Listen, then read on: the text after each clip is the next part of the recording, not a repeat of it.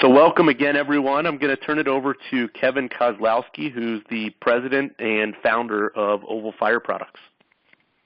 Hey, everybody. Good morning. Andy's down in our office in Chicago. I'm up in Minneapolis today and calling in from BWBR Architects offices. Just had a nice sales call with them to discuss our extinguishers and cabinets and that. So we're going to talk about, our title of our seminar today is Alleviating Design and Construction Challenges and How Our Extinguishers are Worthy of Your Design. So here's a nice image of our first three models that we're bringing to market. And again, we're going to talk about how the unique oval shape enables you to do some things that you couldn't do before. So, oval innovation solves many common problems related to extinguishers that we've all seen throughout our careers as designers, architects, and builders. So the first problem we solve is we enable you to fit a fully recessed fire extinguisher cabinet into a standard 3 5/8 stud cavity. So here's an image that shows the problem. In a standard 3 5/8 stud wall, which is what's represented in this graphic, this is what it would look like if you tried to put a round 5 or 10 pound fire extinguisher into a fully recessed cabinet. And as you can see by the image, it doesn't work. It doesn't fit. Right now, when you're using round extinguishers and fully recessed cabinets, you have to go to a 6-inch metal stud or deeper, or you have to change masonry to 10 or 12 inches deep to allow the cabinet to fit. The image we're looking at here shows a fully recessed, fire-rated cabinet installed into a standard 3 5/8 stud cavity. Now, these are JL Industries cabinets, and so you can still get the full array of door styles, colors, and finishes that you're accustomed to for cabinets. And Strike First is announcing in the next week or two that they have cabinets as well with all the options that you're used to. And Oval is also going to have a line of cabinets as well that we're announcing within a week or two. So not only do we allow you to fit a fully recessed cabinet into a standard 3 5/8 stud cavity, but for non-fire rated cabinets, we can fit into a 2.5-inch stud cavity and 6-inch masonry. So a good example of where you would use a 2.5-inch metal stud would be if you were furring out a concrete elevator core, for example, and the cabinet doesn't need to be fire rated because you already have the fire rating in the masonry core. We weren't installing fire extinguisher cabinets typically along elevator cores before now. It's a great example of how you could use a 2.5-inch stud with a non-fire rated cabinet. In schools, if you have 6-inch masonry for your partitions, well, now you don't have to go to a 10 or 12-inch pilaster to allow you to hide a cabinet or to fit it into the wall. You can keep the wall at 6 inches within the masonry, and now you can put in a fully recessed cabinet. We also make it easy to retrofit existing semi-recessed cabinets. Sometimes in healthcare and hospitality, there'll be a lot of damage from the gurneys and the luggage carts and that. And it's very simple now to simply remove the existing semi-recessed cabinet and install a fully recessed cabinet in place.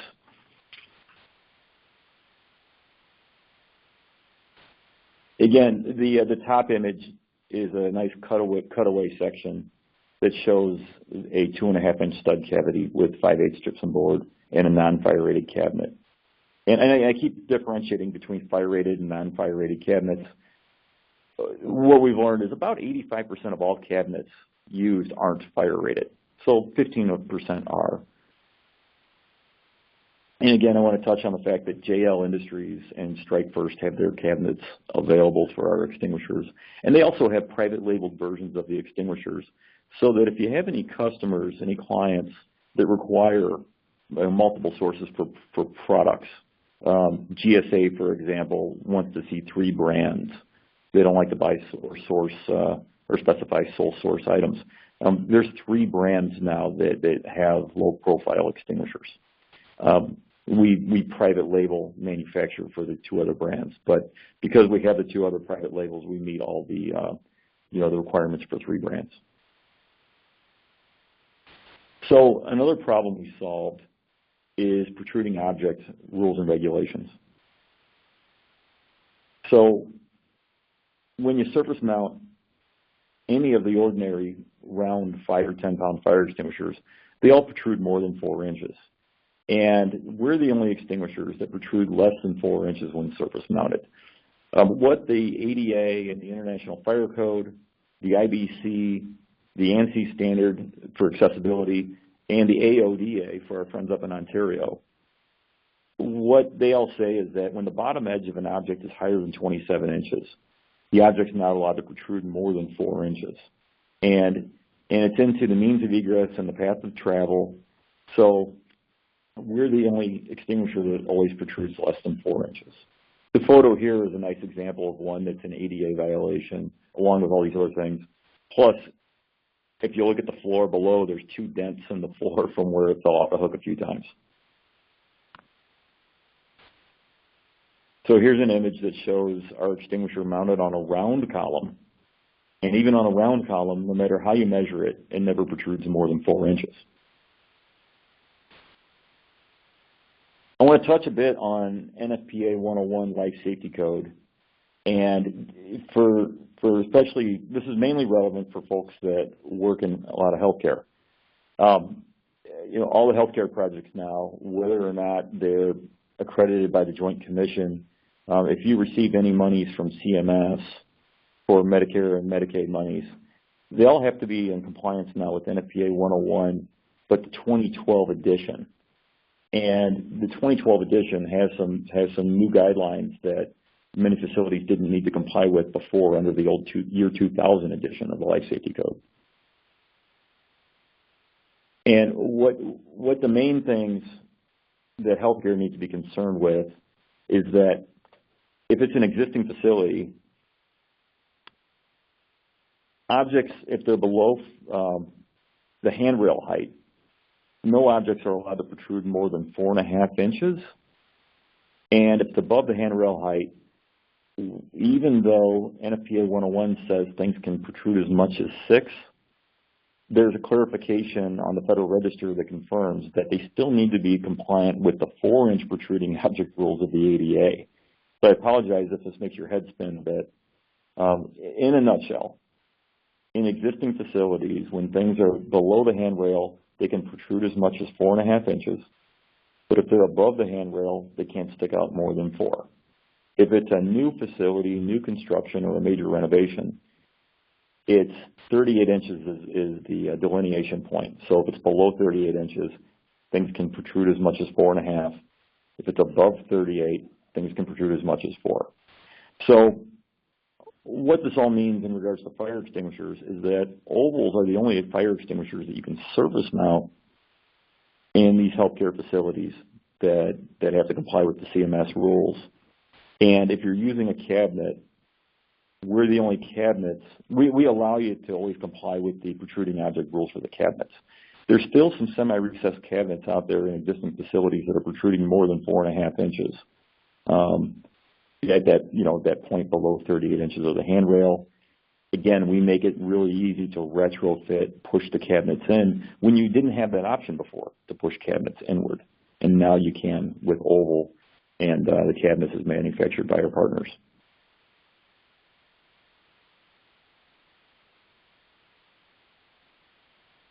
And again, I touch on the fact that there's a lot of damage with the semi-recessed cabinets, and we can be easily retrofitted.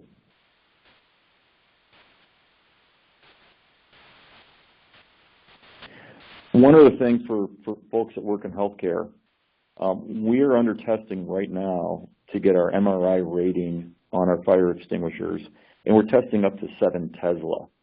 Right now, 3 Tesla is the standard, but there's the next wave of MRI machines that are going to be purchased and installed over the next 10 years. A lot of them are going to be 7 Tesla machines, and we're testing to the higher standards so that we're in front of this. I believe there's only 10 7 Tesla MRI machines out there in the world or the United States. It's one of those 2 figures, but the 7 Tesla machines are coming. So we're testing to that. You still wouldn't use us within inside the MRI suite because we're a dry chemical fire extinguisher, and you would want to use a water mist or a CO2 or a clean agent extinguisher inside the room. You wouldn't want to use dry chemical within the MRI suite. However, outside of the MRI suite, there's still very often requirements that you're using an MRI-rated extinguisher outside of the suite, sometimes even on the entire floor of the facility, and we're a great extinguisher to be used just outside the suite. And once we have that MRI rating in a few weeks, we'll let everybody know through through our channels like MailChimp and how we mail out mass mailings. So another thing that we were trying to solve with our fire extinguishers was the problem that extinguishers fall off their hooks a lot. It's our opinion as a manufacturer that the existing finger-style sheet metal hooks that are manufactured now, we don't have a high opinion of them for safety. So the ordinary hooks, they get bent, they get twisted, they get damaged, and while they're supposed to be inspected monthly by facility managers and then annually by the licensed service professionals, very often they're damaged and they don't get fixed, and the extinguishers fall off, and sometimes people get hurt. So our hook is a little round button, and that's what you see on the left side here. And it enables our extinguisher to swivel around the hook without falling off. Now, we don't guarantee that if you bump it, it will not fall off, but it's way more difficult to knock the extinguisher off the hook with our proprietary hook. So at the same time, you grab the handle and lift, and the extinguisher comes right off. So it's part of our UL listing. We have a separate patent on our hook, and we're really proud of it because there are a lot of $5,000 and $10,000 settlement checks written in retail for broken toes, and we really hope to eliminate most of those incidences. Here's a nice graphic that shows a shopping cart bumping into our extinguisher, and the extinguisher is rotating rather than falling off. For the designers out there and the drafts people, we have all of our Revit content, AutoCAD files, and even SketchUp files. We have them available on our website, and we also have them on bimobject.com. For those of you that may not be aware, Seek used to be the largest library for BIM content, and BimObject now has taken over Seek's web traffic, and they're now the largest library in the world for BIM files. Our specifications are on Archon Master Spec, so we have a 3-part spec there, and we also have a basis of design spec as well within Product Master Spec and Spec Agents. And on our website, we're providing a link here in the webinar, and we'll pass this along to you afterwards. But we have a nice online fire extinguisher calculator that you can use to verify that you have the minimum quantity of fire extinguishers calculated correctly for your facility, whether it's an existing facility or a facility under design. Because most of us know the rule that you're supposed to have an extinguisher within every 75 feet of foot travel, but what gets missed a lot is there's a square footage requirement that the particular size of fire extinguisher can cover. So a 2A, a 3A, a 4A rated fire extinguisher can all cover different amounts of square feet, and that calculation is also influenced by the duty hazard of the facility. So we have a calculator that lets you choose the duty hazard of your facility, your square footage on a per floor basis, and the type of extinguisher you'd like to use, and it will give you the minimum quantities you need as well. So that's freely available on our website for use. Our extinguishers are 85% plus U.S. content. We assemble and manufacture in the United States. Being 85% plus, we meet all the any buy or made in America provisions that may be in contracts. And everything we do, we have utility patents and design patents on our extinguishers. We're going to give you a sneak peek on the next product that we hope to launch within the next 12 months. And that's a problem related to standpipe hose connections. So this image here is a photo taken in a major retail store right in the checkout aisle. And if you're 5'6", this valve may hit you right in your face. So it's ugly. It's a violation of the ADA, the ANSI ICC standard for accessibility, the International Fire Code, and a few other codes as well. Where the extinguishers, if the bottom edge was, if you take a fire extinguisher and lower it below 27 inches, it can stick out more than 4 inches. With the valves, these things have to be installed with the snoot for the hose connection and the handle between 36 and 60 inches. So most all of these as installed are ADA violations. And here's another photo of one that's sticking forward over 14 inches into the egress path of travel right by the fire exit. This one was hit by a forklift and the handle is actually broken on the valve.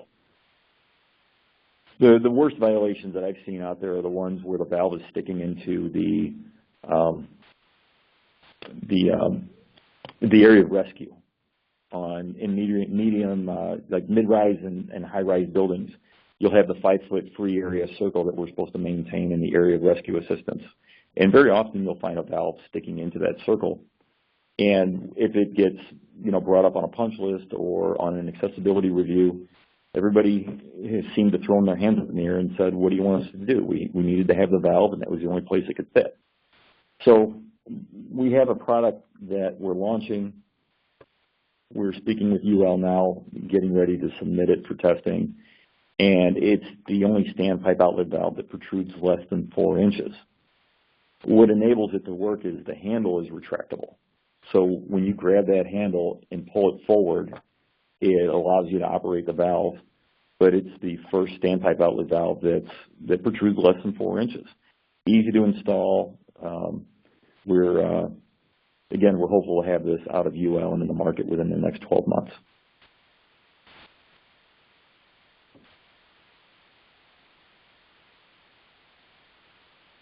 So for trade shows, we've done a few already this year. We're going to be at NFPA at the big expo in Boston in early June. That's the big fire show. And then we're going to be at the ASHI show in Indianapolis in early August. So the ASHI show, big healthcare audience for us, and if any of you are attending, by all means, please stop by and visit us. So I'm going to open the floor to questions. Andy, were there any questions that came in? Yeah, thanks, Kevin. So again, if anyone does have questions, there's the chat bubble sort of on the toolbar of your webinar screen. A couple of questions that came in so far, I'll just open them up to the group. So are there any other companies that make a non-round fire extinguisher? So, well, we're the manufacturer. JL Industries has their Orbit line of fire extinguishers, and Strike First has their Optim line that they haven't announced yet, but it should be announced within the next 2 weeks. So there's 3 brands that have low-profile extinguishers. Okay. One of the questions I think you covered in the slide deck, but maybe you could revisit. So with the protrusion requirements, if you mount on a column, is Oval still able to stay within those protrusion requirements? Yeah, I was going to show this image again. Yes, we're the only extinguisher that when surface mounted never protrudes more than 4 inches. And we have 2 different 10-pound EBC fire extinguisher models. One is 3 inches by 10 inches in width, and the 3 by 10 is the model that fits well inside the cabinets. But we also make one that's 8 inches wide by 3.5 inches deep, and that's the one that you see in this image on the screen on the monitor right now. And the one that's 3.5 by 8, even on a round column, never sticks out more than 4 inches. You can surface mount the one that's 3 inches by 10, and it will stick out 3 inches, but if you put it on a round column, if you measure at an angle, it may stick out a little more than 4. So we would recommend our H model that you see in this image for when you're on building columns. It's just better suited for it. But again, we have 2 different form factors for our 10-pound ABC fire extinguishers. Okay, great. And I think the last question, I think you may have addressed it as well at some point, but it's regarding UL listing, both in the U.S. and in Canada. Can you just refresh us on what the status of that is? Sure. So we received our UL listings in November of last year, and we began shipping product in December. So we're UL listed. We're also ULC listed, so we can ship product to Canada. The UL listing doesn't just cover us in the United States. It's anywhere that recognizes UL. So a good example is many of the Middle Eastern nations like Dubai, Dubai city, but UAE, Saudi Arabia, they use and lean upon UL. But we're also listed in California, even though it's not a requirement. We've got a separate CAL FIRE listing because they may be doing something soon where they require a separate listing, but they haven't moved on that yet. New York City used to require a separate authorization, but they no longer do. So as long as you have UL listings, New York City doesn't require anything special beyond that. Some people remember the old, I think it was called an MEA number, I believe. We get that question a lot from New York City because people remember it, but it's no longer required there. So we're good in all 50 states. Okay, perfect. So I'm not seeing any other questions coming in. What we can do is follow up with anyone after the meeting. If there are any other questions or anything, please feel free to visit our website and you can contact us that way. Or contact us on the phone number that's on the screen. That's our main number. But I think if there are no other questions, Kevin, we'll go ahead and wrap up the meeting. Great. Well, I just want to extend my thanks to everybody, and thanks for taking your time to learn more about Oval. And by all means, let us know how we can help you. Thanks again. Okay, thanks, everybody. Have a great rest of the week.